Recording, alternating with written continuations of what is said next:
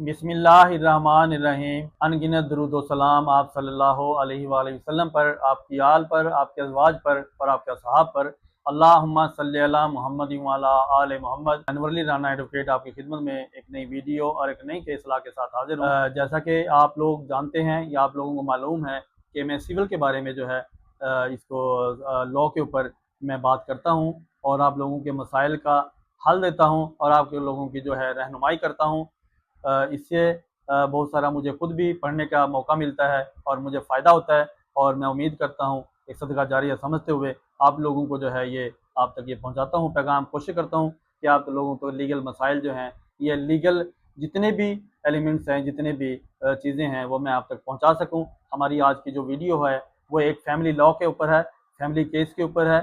उसमें जो है ये मैं ये बेहतर समझता हूँ इसमें काफ़ी सारी, क्योंकि हमारी प्रैक्टिस जो है उसके अंदर और बाकी सारे बहुत सारे मामलात में ये एक कन्फ्यूजन रहती है कि अगर एक शख्स फैमिली केस के अंदर कोई फैमिली केस फाइल हो या मेंटेनेंस का जो है सूट फाइल हो, उसकी बीवी उसके खिलाफ सूट फाइल करती है, ये उसके बच्चों का खर्चा और अपना खर्चा, तो सम टाइम ऐसा होता है कि एक शख्स की उतनी हैसियत नहीं होती, वो नहीं कमा सकता, वो इतना खर्चा या इतने अखराजात वो नहीं पे कर सकता।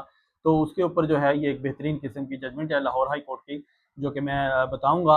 उसमें उन्होंने काफ़ी सारे जो है कन्फ्यूजन जो है वो दूर की है कि उसको उस तरीके से जो है क्या, अगर एक शख्स एक बहुत कम कमाता है, एक मजदूरी करता है और बच्चे ज़्यादा हैं और उनके अखराजात ज़्यादा हैं, वो पे नहीं कर सकता, उसके जो हैं बूढ़े वालिदैन भी उसके साथ रहते हैं और उसकी और भी जिम्मेदारियाँ हैं, उसका अपना पर्सनल खर्चा भी है। अगर कोई इस किस्म के मसाइल अगर कोर्ट के अंदर आते हैं तो उसमें ये डिटरमिन किया गया है कि अगर कोई शख्स अपने बच्चों का खर्चा पूरा नहीं कर सकता और अपनी बीवी का खर्चा पूरा नहीं कर सकता, वो उसकी इतनी इनकम नहीं है या वो इतना जो है वो अखराजात बर्दाश्त नहीं कर सकता, तो इसमें इस जजमेंट के थ्रू दादा जो है अगर उसके पास प्रॉपर्टी ज़मीन जायदाद है, साहिब हैसियत है, तो वो भी इसका देने का पाबंद है। तो खातून जो है उसकी बीवी शख्स की, वो दावा अपने ससुर के खिलाफ भी कर सकती है कि मुझे वहाँ से जो है अगर मेरा शोहर नहीं दे सकता तो मेरे ससुर जो है उसका अखराजात जो हैं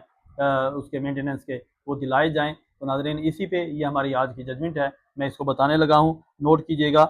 ये है 2026 लाहौर हाई कोर्ट सफ़ा नंबर 1560, 2026 लाहौर हाई कोर्ट सफ़ा नंबर 1560। हमारे इस माशरत के अंदर या अदालतों में जितने भी केसेस पेंडिंग पड़े हैं फैमिली केसेस में, बहुत सारे लोग ऐसे हैं जो पे नहीं करना चाहते और कुछ लोग जो हैं खुद से पे नहीं करना चाहते, और अक्सर जो बेशतर है 80% जो तादाद है वो उनके बस में नहीं होता कि अखराजात वो अदा कर सकें, उनकी इतनी इनकम नहीं होती।